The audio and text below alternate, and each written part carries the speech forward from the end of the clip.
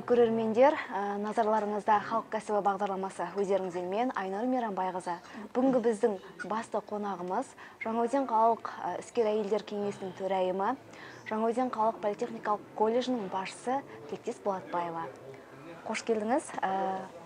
Тілектес Болатбаева, сізге қояр алғашқы сұрағым. Жалпы қазір тұрғындар, осы қала тұрғындары, сізді көбіне әйелдер кеңесінің төрайымы ретінде және осы қалалық политехникалық колледжінің басшысы ретінде және әйелдер әлемі бағдарламасының жүргізушісі ретінде таниды. Тағы да басқа қай саланы дамытпақ ойыңызда бар өзіңіздің? Енді қазіргі кезде осы соңғы жобам менің бастап атқан ол аналар кабинеті, аналар үйі деп аталады. Осы біздің Жаңаөзен қаламыздағы әлеуметтік жағдай төмен, сосын үйде отырып қалған қыз-келіншектерді, соларды бір қоғамға шақырып, соларға деген әртүрлі көлемде көмек көрсету. Сосын сол аналар үйіне олар кез келген кезде келіп, сұхбат алып, психологиялық көмек болсын, бизнес ашам десе де соған жаңағы кеңес алатындай болып, бұлай да материалдық көмек керек болса да сол көмекке келіп жүгіне алады олар.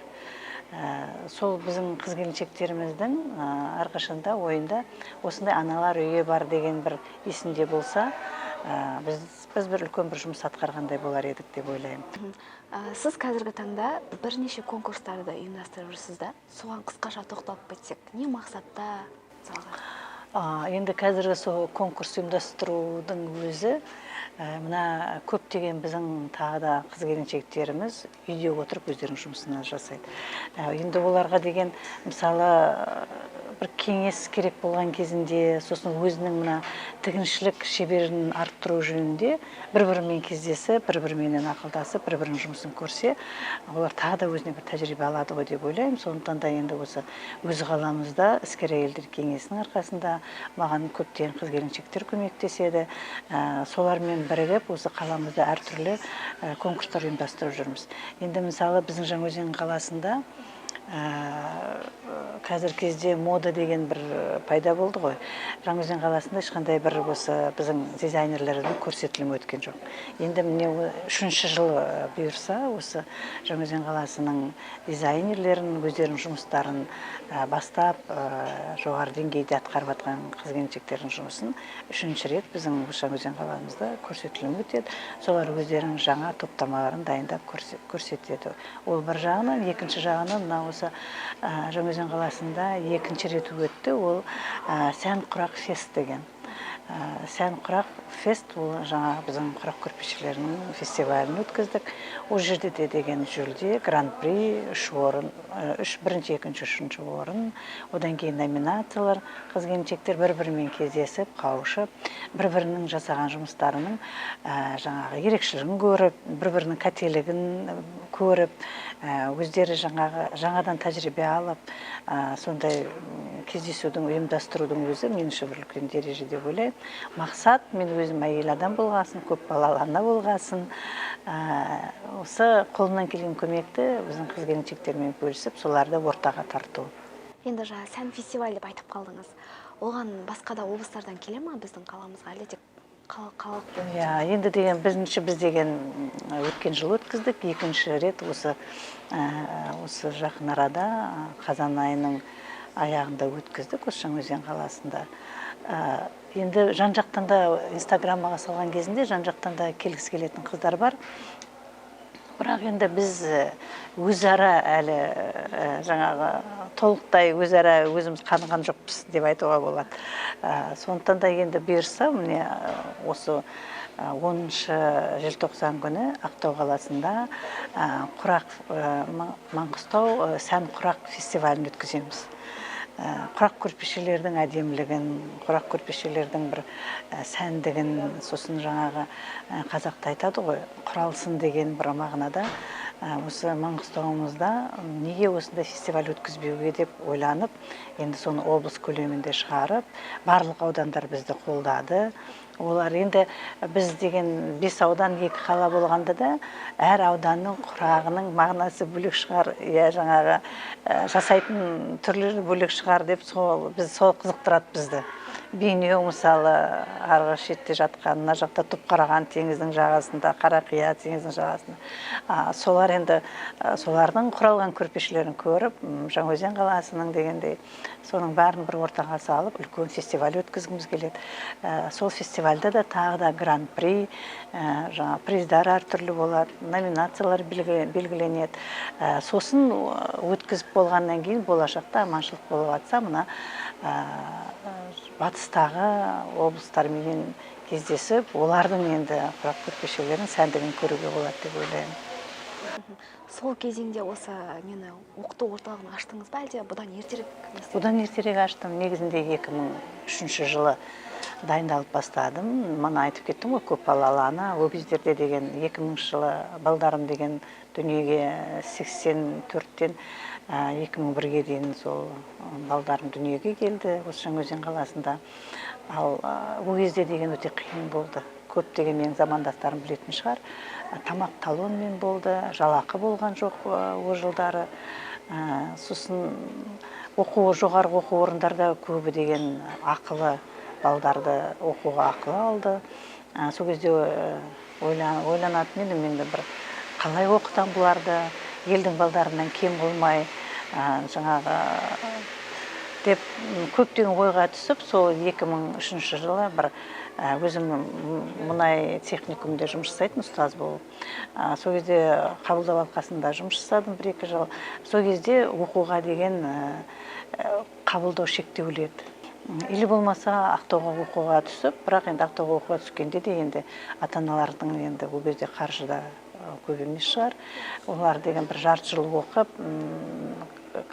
квартира снимать ету керек, жол ақысы бар, тамағы бар дегендей, олар қайтып келетін Жаңаөзенге қайтадан. Соған мониторинг жүргізіп 2003-тен бері 2 жыл сол дайындалып, ол кезде деген медучилище болды. Сосын СПТУ деген оқу орын болды, мұнай техникумы болды қалада. Мониторинг жүргізіп, бизнес жоспары құрып, 2005-те осы бірінші рет Жаңаөзен политех колледжінің есігін аштық. Егерде басқа колледждерде ол кезде деген мемлекеттік тапсырыспен деген тегін оқу болмаған. Барлығы төлемақымен болды. Басқа оқу орындарда 80-100 мың болатын болса, Жаңаөзен политех колледжі өзі оқуын 55 мың теңгемен бастады. Сөйтіп жайлап жұмысымызды бастадық. Яғни сол жылдан бері қазір тынымсыз еңбек етіп, бірінші салаларға қол жеткізіп келе жатсыз, иә? Яғни ішінде қыздарға арналған тігін. Енді деген сол кездерде, мысалы деген келген оқуға түскен балалардың барлығы мұнай саласына түскісі келетін еді. Ал мұнай саласына түскенмен де бері қарай келе жатыр, жұмыс орын болмай қалды. Сондықтан да енді біз өзіміздің бағытымызды жайлап ауыстыра бастадық. Қазір деген мына қыздардың саны ер балдарға қарағанда жаңағы көбірек қой, оны барлығы біледі, бәрі жерде айтылады. Сондықтан да біз деген көбінше осы қыздарды жұмыстандырайық деп сондай мамандықтарға бас бұрдық. Ол жаңағы тігін мамандығы, қазіргідегі шаштараз мамандығы, сосын әлеуметтік жұмыс деген мамандық бар, сосын тамақ пісіру, жаңағы технолог мамандықтары бар, повар мамандықтары бар. Осындай мамандықтарға бет бұрып, қазіргі кезде біздің колледжіміздің енді 70% қыздар оқиды. Жалпы кәсібін ашамын деген жандарға қандай кеңес беру керек? Кәсіпкер адам қандай болу керек жалпы? Негізінде енді біздің кезімізде кәсібімді ашамын деген адамдарға бір қазіргідей көмек болған жоқ. Қазіргідей кеңес те болған жоқ. Бұл кезде несие алу да өте қиын еді. Қазіргі мысалы қай банкке барсаң да несие аласың, өзі кәсіпкерлігін бастаймын десең. Ал ол кезде деген несие алу үшін де өте қиындық көп туды. Енді мен 2003-те дайындалып бастадым, 2005-те жаңағы колледж ашылды, 2008-де ғана тек несие алдық біздер. 2008-де несие алып, осы қазіргі кездегі Рахат 2-де орналасқан үлкен ғимаратымызды салдық. Сондықтан да деген кәсіпкер боламын дейтін адам, ол біріншіден өзіне сеніммен қарау керек. Екіншіден, жаңағы ашатын кәсібін мониторингісін жүргізу керек. Мысалы, мен қазір мына көшеде ары-бері өтіп жүрген кезінде қараймын. Магазин, мысалы, дүкен бар ма? Тамақ сататын дүкен, мына жерде тамақ сататын дүкенді олар аша береді. Мысалы, көлік жуатын, жуушы мекеме орындар бар ма? Оның қасынан да азғантай ар жерден тағы да оны сала береді, мысалы. Соның өзіне қарағанда, енді оның барлығына бір қайдан жаңағы адам тап болады, мысалы. Сондықтан да деген, енді соның міндетті түрде мониторинг жүргізу керек. Неше түрлі тренингтер өтіп жатыр. Тренинг демеші, Тілекез апай, жалпы осы оқулықтардың жастарға қаншалықты пайдасы бар, сіздің ойыңызша? Негізі енді тренингтердің түрі бар ғой. Мысалы, кәсіпкерлікті ашам деген тренинг барса, оқып, содан жаңағы өзіне тәжірибе алса, ол өте жақсы. Енді оны жан-жақты дайындайды, оған жан-жақты жаңағы білім береді, жан-жақты қалай өз жұмысын алып кетуге, қалай соның пайдасын көруге кеңес береді. Ал енді басқа да тренингтер бар, ол тренингтердің жастарға пайдасы да бар, зияны да бар деп айтып кетуге болады. Бір тренингтерге жастар барып, өздеріне бір күш-қуат жинап, құлшынып шықса, ал біреулері деген менің жүрген жүрісімде дұрыс емес екен, менің жасап жатқан жұмысымда дұрыс емес екен деп өздерінің жүріп жатқан өмірін қателік деп есептеп қалуы да мүмкін. Сондықтан да енді ол тренингтің аты бар, ойлаймын. Оған да біздің жастар деген жаңағы барған кезінде де керегін алып, керек емес жағын өздері қабылдамау керек деп ойлаймын. Сосын көбінше қазір жаңағы біздің кезімізде, енді тағы да айта кетейін, біздің кезіміз деп айтады, балдар айтады, это не ваше время деп. Сондықтан да біздің кезімізде ешқандай бір тренингтер болған жоқ. Қазақстанның нарығы қандай деңгейде деп ойлайсыз қазір, бұрынғыға қарағанда? Енді мысалы маған салыстырмалы ретінде айтатын нәрсе көп. Мен айтып отырмын, тағы да менің замандастарым кезінде біздің нарығымыз қандай екенін өздері көрді. Мысалы, сол балдарым туылған кезінде балдарға деген киімде жаңағы сол кезде үлкен бір мәселе болған. Баланы неге орап шығаратын кезінде де ондай үлкен мәселе болып біздер үшін. Мына баламыздың пеленкалары, памперс сол кезде болған жоқ. Мына балдарымыздың жаңағы ең азынан сабын деген ол кезде де енді жоққа келген кез болды енді. Қазіргі кезде біздің нарығымыз жоғары деңгейде болмаса да, сол жоғарыға жақын деп айтуға болады. Қазіргі кезде бізде ешқандай проблема жоқ.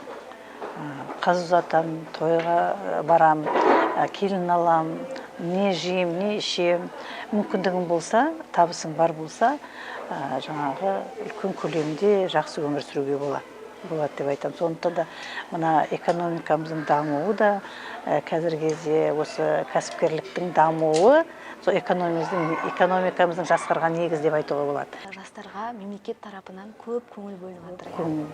Бар. Қазіргі кезде мына біздің студенттерімізде 4-ші курстың соңғы жылында кәсіпкерліктің негізі деген пән оқытылады. Осы соңғы уақыттан шыққан.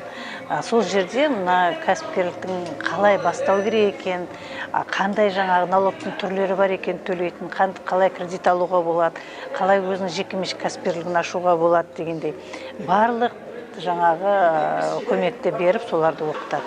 Сіз енді басында қиын кезінде аштым дедіңіз ғой кәсіпкеріңізді. Ол кезде кім сізге демеуші болған? Жолдасыңыз ба әлде? Енді ол кезде жанұямен бірге бастадым. Сосын қасымда деген бірге жұмыс жасаған бір-екі қыздар барлы менің артыма еріп қорықпай осы колледжді ашып жұмыс жасап бастадық кезінде. Ол кезде енді қазіргі кезде мына кәсіпкер қыздары деген өздерінің жұмысын бастаса, атамекен палатаға барып кез келген кеңесті ала алады. Кез келген құқықтық кеңес болсын, кәсіпкерлік кеңес болсын, мына жаңағы салық мәселесі болсын, олар барып жаңағы сол мәселеге өзінің кеңесін алып, өзінің жұмысын ары қарай жалғастыра береді. А біздің кезімізде ондай мүмкіндік болған жоқ. Сондықтан да деген ол кезде бастаған кезінде ең бірінші біз деген өзімізге сеніммен қарадық. Екінші кезеңде жаңағы біздің ашылған оқу орнымызға ата-аналар балдарын сеніп бермей ме? Сол мәселеде тұрды алдымызда. Себебі енді өзі жекеменшік деген сөз көп ортада пайдаланбайтын еді. Көбіне қазір қаламызда тамақтану орталықтары, сосын жаңағы өзіңіз айтқандай дүкендер, машина жуатын орталықтар көбейіп кетті да. Одан басқа қандай саламен алып келу керек біздің қаламызға, қалай ойлайсыз? Біздің қаламызға мысалы өндіріс алып келу керек қой. Енді үлкен өндіріс болмағанмен де кішігірім өндіріс.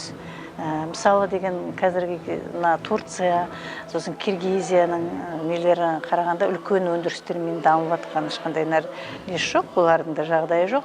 Олар деген көбінше мына тігін несіменен, киім-кешекпен, мысалы бірнеше рет мен осы Турцияға барып жаңағы танысқан осындай киім тігетін жаңағы орындарменен.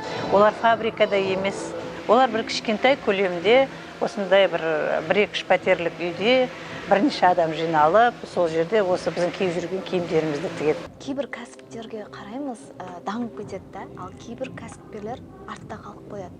Ашылмай жатып, жабылып қалатын кәсіпкерлер бар. Ол неліктен? Бір жыл жақсы жүреді жұмысымыз, бір жыл, 2 жыл, 3 жылға дейін жақсы жүреді. Одан кейін оны жаңғырту керек.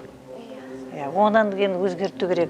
Біз деген өзгертпесең, жаңадан жаңағы маркетингіңді, менеджменттің жаңадан қарамасаң, онда жұмысың сенің төмендей береді, табысың төмендей береді. Табыс болмағасын, ол кәсіпкер өз жұмысын деген жүргізе алмайды. Мысалы, қазір біз деген оқу орын болғанмен де, біз деген әрқашанда мамандығымызды өзгертіп отырмыз.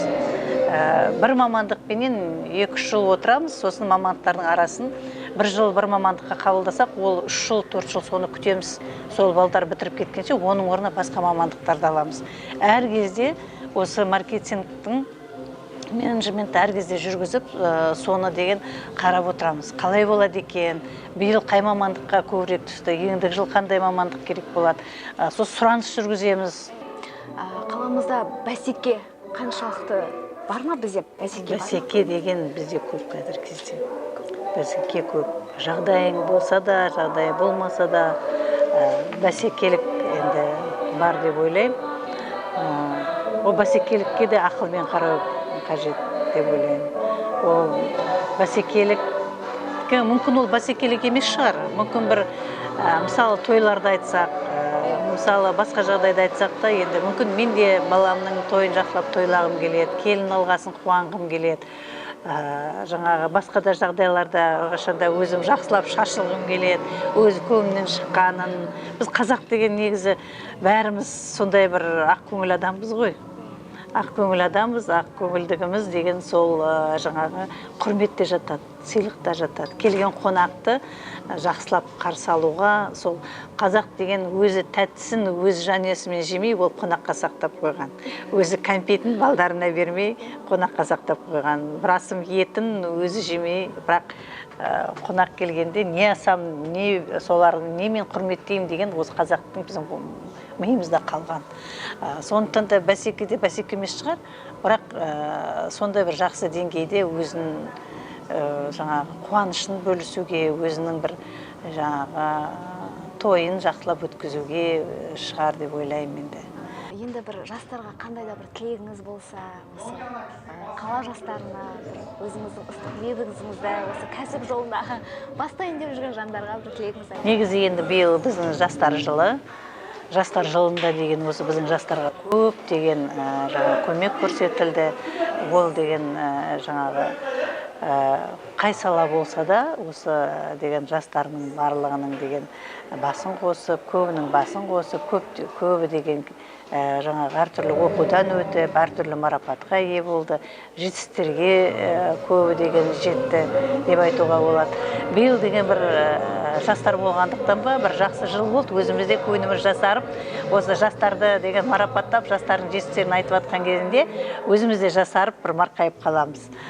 Сондықтан да деген осы жастарымыз, мен айтқандай, бүгінгі жастарымыз, ертең біздің болашағымыз, негізінде елбасы айтқан мына жастар ұстаздардың қолында деп. Ұстаздар, ал енді сондықтан да деген біз ұстаздар осы жастарды дұрыстап, жақсылап тәрбиелеуіміз керек, болашаққа жеткізуіміз керек. Олардың деген әрқашанда мына патриоттық сезімі, өзінің еліне деген көңілі, өзінің еліне деген жасайтын жұмысы жоғары деңгейде болу керек. Сонда біздің деген болашаққа деген барлығымыздың да сеніміміз мықты болады деп ойлаймын. Сондықтан әрбір жасқа тілейтінім, Абай айтқандай, бір кетіп тауып алып қалансын. Қаланған кезінде кәсіпкерлігін ашам дейтін жастарға мен өзі жаңа әңгімемді айтып кеттім ғой. Біріншіден, сол кәсіпкерліктің жан-жағын қырын-сырын үйрену керек. Екіншіден, ең маңыздысы, енді үйренудің де алдынан маңыздысы өзіне сену керек. Өзіне сеніп, осы жұмысты мен алып бара аламын, осы жұмыстың деген пайдасын көрем, осы жұмысыменен өзім жаңағы сұранушыларыма, сатып алушыларға өз көмегімді көрсетем, жақсы жұмыс атқарамын деп. Біріншіден соны білу керек. Ал тек мен ғана пайдасын көрем, осыны бастаймын десе, онда ол деген ертең азғантай уақыт істеп, ар жағына өз жұмысын жалғастыра алмай кетеді. Сондықтан да жастарға деген сабырлық тілеймін, ақыл ой тілеймін, алдына қойған мақсаттарына жетуін тілеймін. Уақытыңызды бөліп, осындай өз білгеніңізбен бөліскеніңізге көп-көп рахмет. Сізге алдағы уақытта да сәттілік тілейміз. Осылай қаламыздың атын шығарып, көркейте беріңіз дегім келеді. Ал енді біздің бағдарламамыз соңына жетті. Біз сіздермен қоштаспаймыз. Келесі жүздескенше сау болыңыздар.